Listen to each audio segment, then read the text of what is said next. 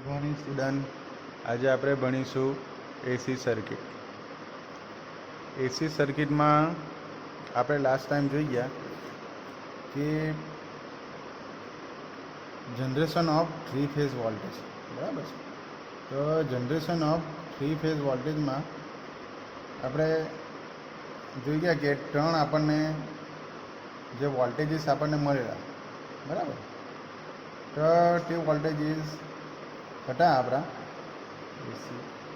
એસી circuit આપણે ભણીશું. તો ત્રણ વોલ્ટેજનો આપણે થ્રી ફેઝ વોલ્ટેજનો સરવાળો આપણે ભણવાનો છે આજે, બરાબર.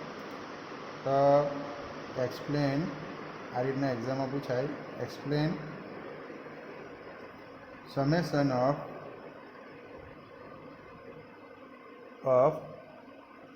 થ્રી ફેઝ વોલ્ટેજીસ, બરાબર. તો ત્રણ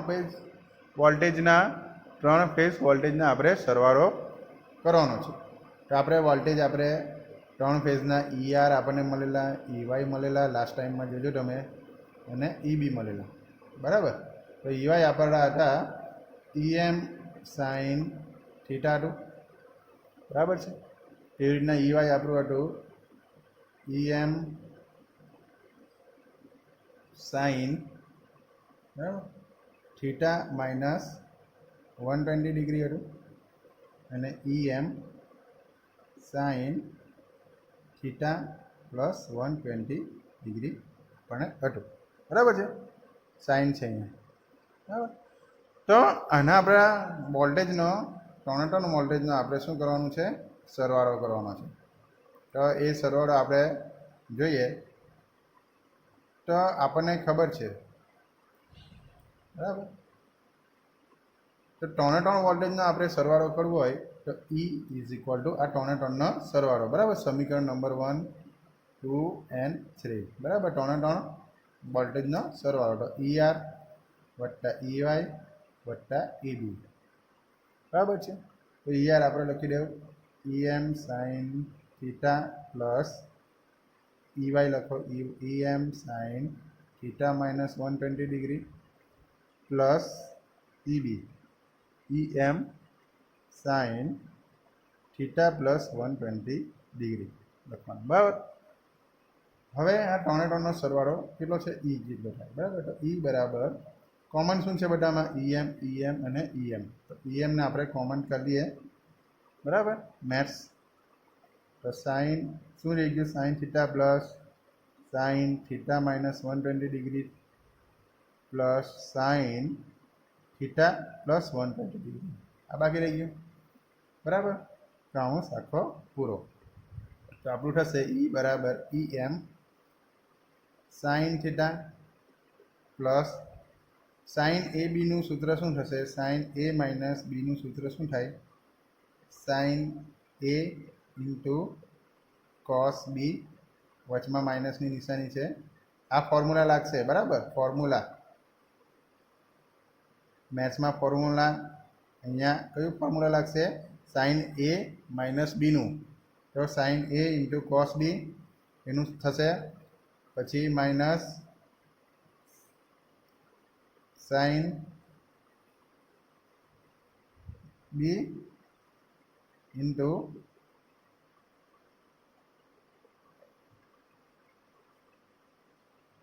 કોસ, બરાબર, sine B into cos A, બરાબર.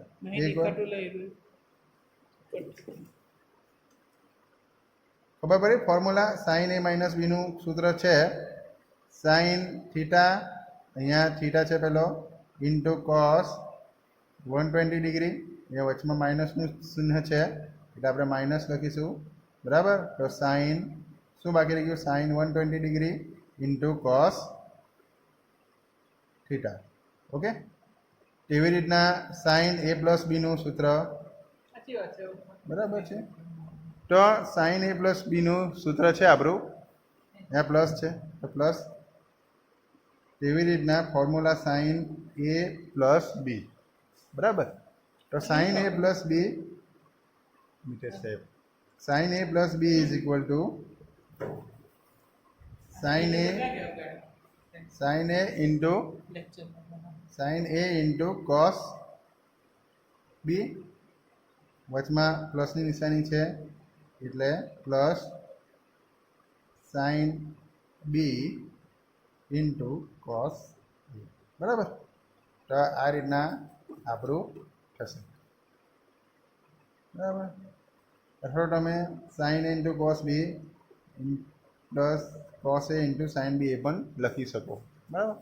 તો આ રીતના તમારું ફોર્મ્યુલા છે, મેથ્સની અંદર છે જ, બરાબર છે. તો આપણે અહીંયા પ્લસ સાઇન એ પ્લસ બીનું સૂત્ર થશે sine theta into cos 120 degree, વચમાં પ્લસનું છે તો પ્લસ નિશાની છે એટલે પ્લસ મૂકીશું. હવે થશે સાઇન 120 ડિગ્રી, બરાબર, into cos sine 120 degree into cos theta, બરાબર. તો આ રીતના આપણું ઈ મળી જશે, બરાબર. આ આખી ફોર્મ્યુલા છે. હવે આની અંદર આપણે જોઈએ તો ઈ એમ, બરાબર, સાઇન થીટા, બરાબર. આમાંથી કોમન કયું કયું છે? આ પ્લસ છે, બરાબર. એટલે આ પ્લસ પ્લસ છે એટલે આ કોમન નથી. આમાંથી કોમન કયું થશે? કયું ઉડી જશે? આપણું જે ઉડશે સાઇન 120 ડિગ્રી, બરાબર, અને કોસ. આ બંને સાઇન 120 ડિગ્રી અહીંયા પણ છે કોસ અને કોસ.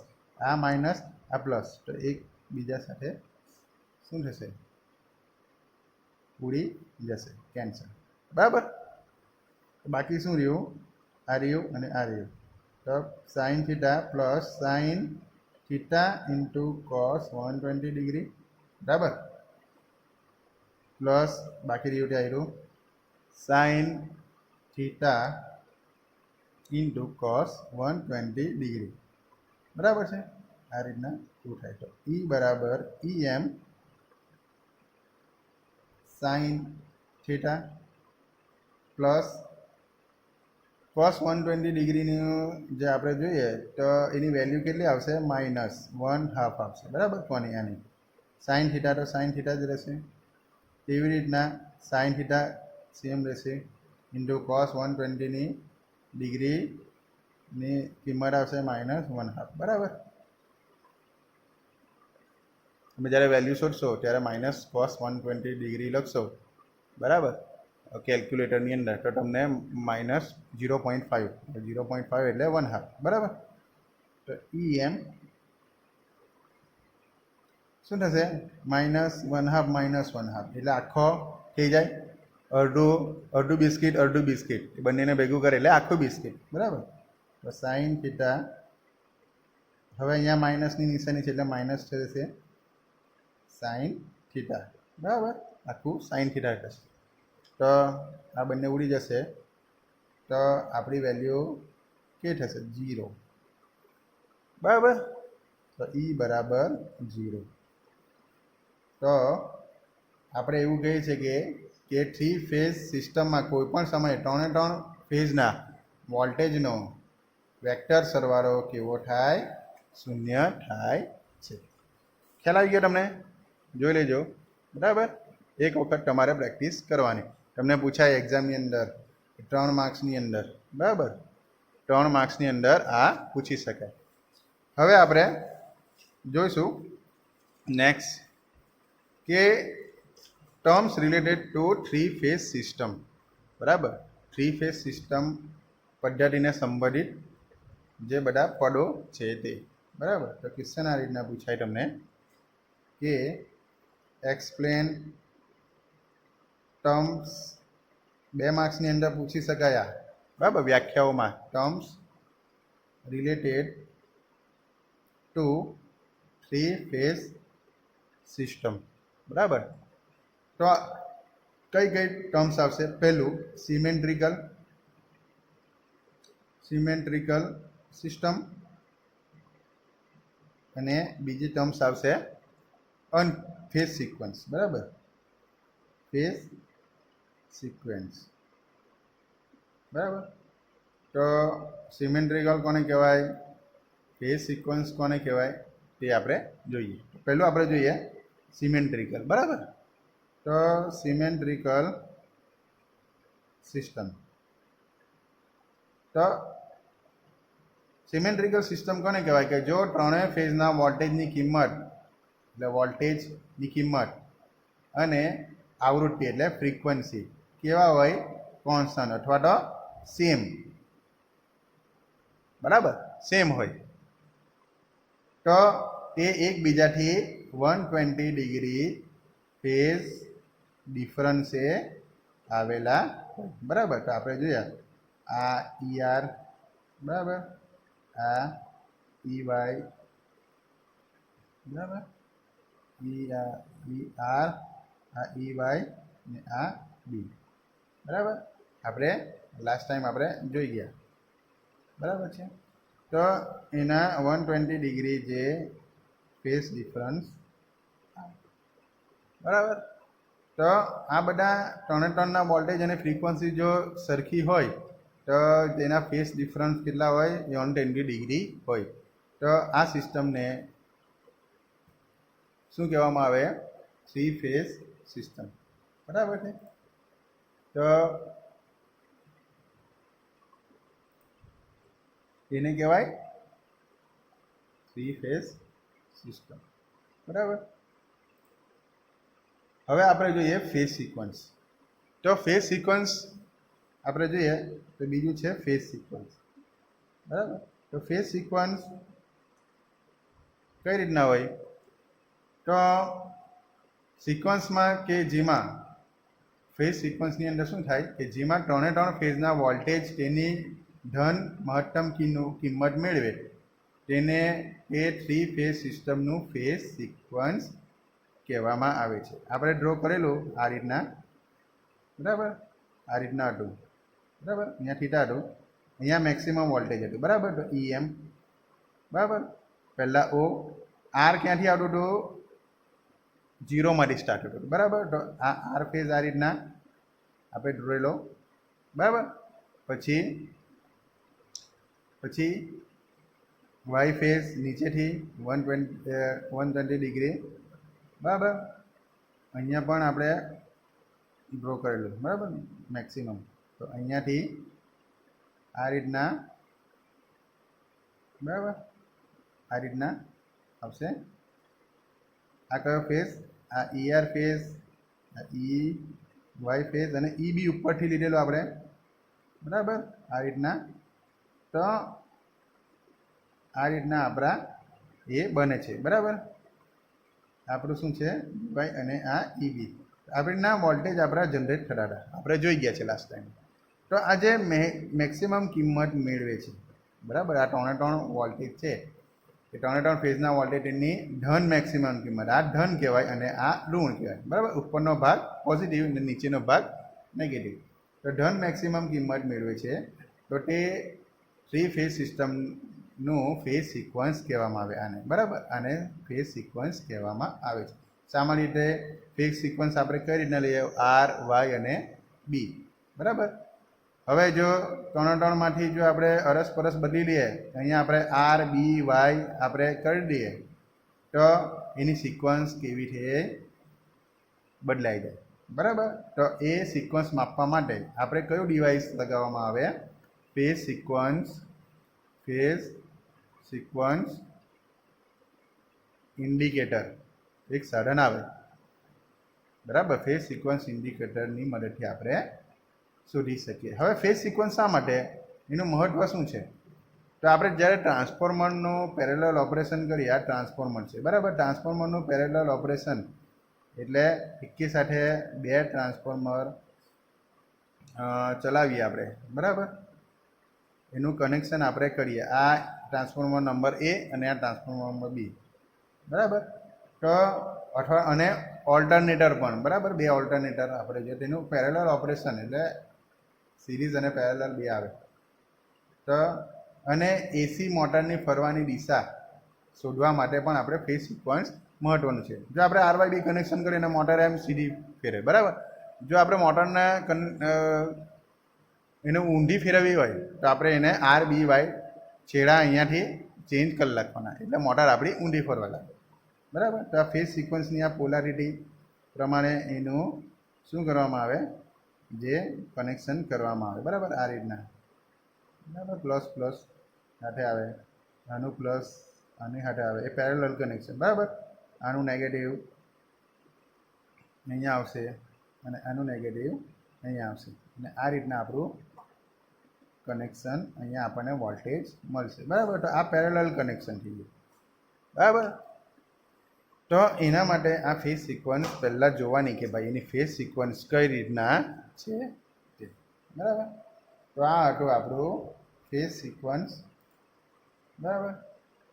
હવે આપણે જોઈશું થ્રી ફેઝ વોલ્ટેજ છે, થ્રી ફેઝ સપ્લાયનું આપણે જે જોડાણ આપણે કરીશું, બરાબર, એ કઈ રીતના આવે. તો આપણે આની અંદર જોઈ લઈએ કે થ્રી ફેઝ વોલ્ટેજ સપ્લાયનું જોડાણ, બરાબર. તો સ્ટાર અને ડેલ્ટા આવે. તો આપણે આની અંદર ડાયરેક્ટલી જોઈએ, બરાબર. તો આ છે આપણું ડ્રો કરેલું છે, બરાબર. જોઈ લેજો તમે આ રીતના, બરાબર. તો સ્ટાર જોડાણ, તો દરેક ફેઝના સ્ટાર્ટ અથવા તો એન ટર્મિનલને એક સાથે જોડવાથી આપણે પહેલાં જોઈએ સ્ટાર કનેક્શન, બરાબર. તો સ્ટાર કનેક્શન આપણે જોવા માટે અને ડેલ્ટા કનેક્શન, આને કહેવાય સ્ટાર, બરાબર. એનો શેપ કેવો છે, આ રીતના છે, બરાબર. આ રીતના આવે એટલે એને કહેવાય સ્ટાર.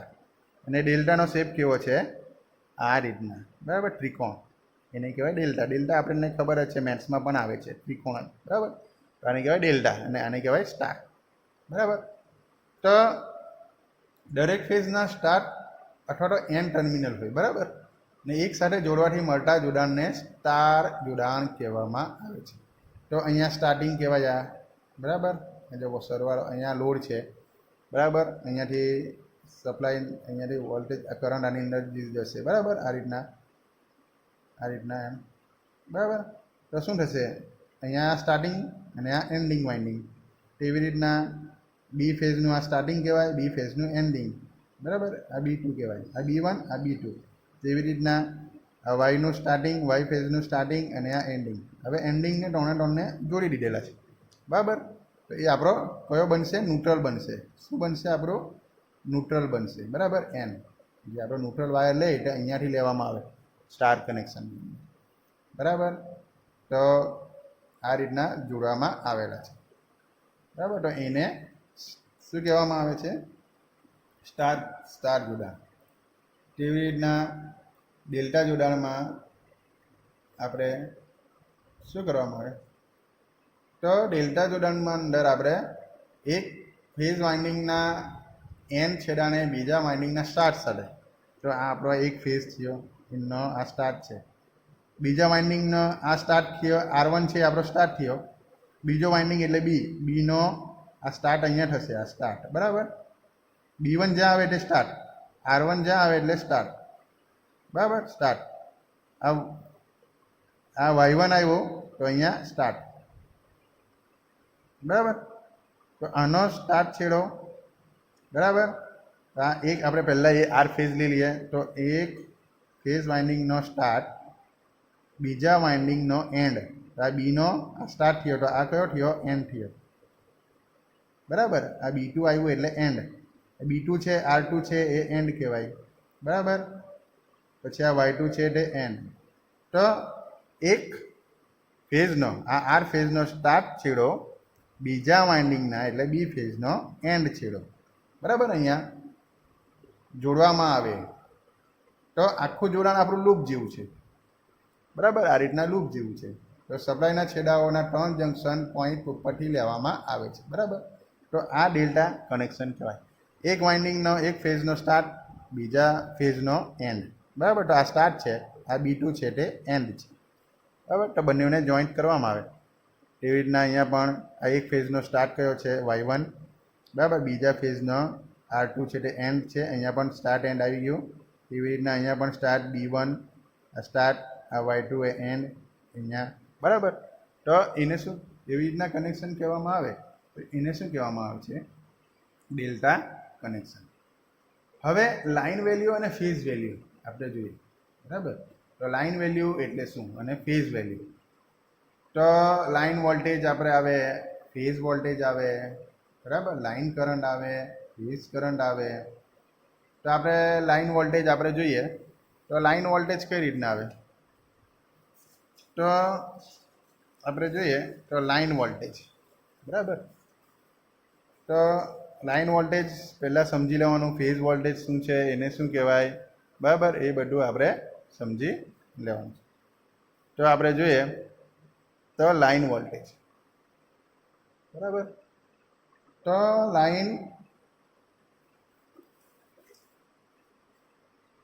લાઇન વોલ્ટેજ કોને કહેવાય? બરાબર. તો આપણે લાઇન વોલ્ટેજ જોઈએ તો બે લાઇન વચ્ચેના પોટેન્શિયલ ડિફરન્સને લાઇન વોલ્ટેજ કહેવામાં આવે. દાખલા કે સ્ટાર કનેક્શન છે આ રીતના,